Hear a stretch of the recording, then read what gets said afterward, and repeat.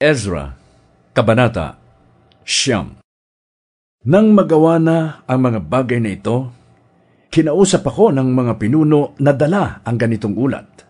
Hindi inihiwalay ng bayang Israel, kasama na rito ang mga pari at mga Levita, ang kanilang sarili mula sa mga naninirahan sa lupain, gaya ng mga Kananeo, Heteo, Perezeo, Jebuseo, Amonita, Moabita, Ehipsyo at Amoreo.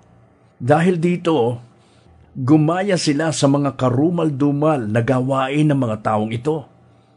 Nakipag-asawa sila at ang kanilang mga anak na lalaki sa mga kababaihan doon. Kaya't ang banal na lahi ay nahaluan ng ibang mga lahi at ang mga pinuno at tagapanguna pa nila ang pasimuno sa pagtataksil na ito. Nang marinig ko ito, ay sinira ko ang aking damit at balabal.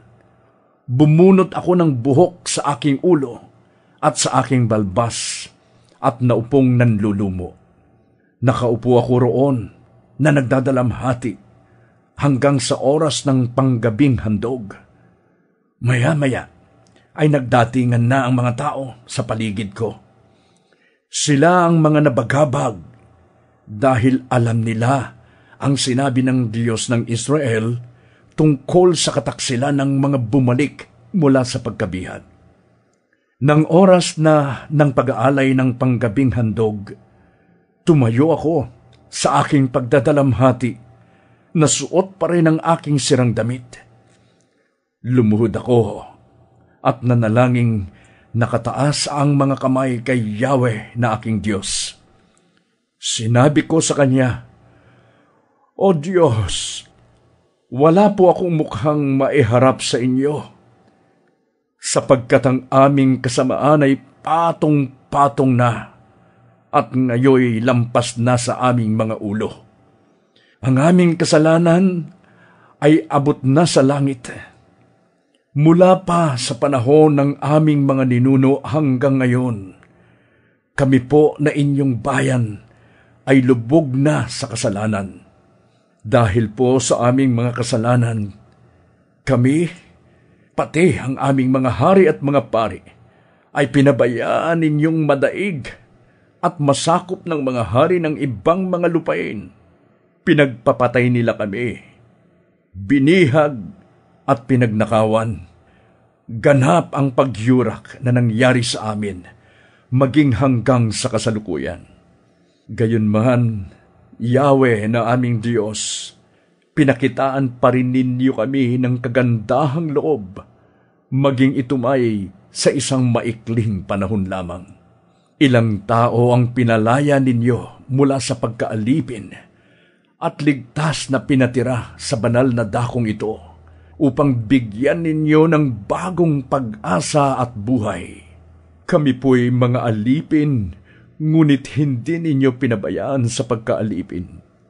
Sa halip, ipinakita ninyo ang inyong tapat na pag-ibig nang inudyukan ninyo ang mga hari ng Persia na sumang-ayon sa amin at pahintulutan kaming mamuhay at muling itayo ang templo na nooy wasak na wasak. Iningatan din ninyo kami sa Huda at sa Jerusalem. Ngunit ngayon, O aming Diyos, ano pa ang masasabi namin pagkatapos ng lahat ng ito? Muli naming sinuway ang inyong mga utos na sa amin ibinigay ninyo sa pamamagitan ng mga lingkod ninyong propeta. Sinabi nila sa amin na ang lupaing aming papasukin at aariin ay isang maruming lupain, sapagkat ang mga nakatira rito ay punong-puno ng mga gawaing karumal-dumal. Sinabi rin nila sa amin na kailan may huwag kaming mag-aasawa sa mga iyon at huwag din naming tulungang umunlad ang kanilang kabuhayan. Kung gusto naming pakinabangan ang mga pagpapala sa lupaing iyon at maipamana namin ito sa aming mga susunod na salinlahi magpakailanman. Kahit naranasan na namin ang inyong parusa, Dahil sa aming mga kasalanan at kamalian, alam namin, O aming Diyos, na ang parusang iginawad ninyo sa amin ay kulang pa sa dapat naming tanggapin. Sa halip, pinahintulutan pa ninyo kaming mabuhay. Muli ba naming susuwayin ang inyong mga utos at makikipag-asawa kami sa mga taong ito na kasuklam-suklam ang mga gawain? Kung gagawin namin ito'y labis kayong mapopoot sa amin at wawasakin ninyo kami hanggang sa maubos. O Yahweh, Diyos ng Israel, kayo ay makatarungan, subalit niloob ninyong may matira sa aming lahi.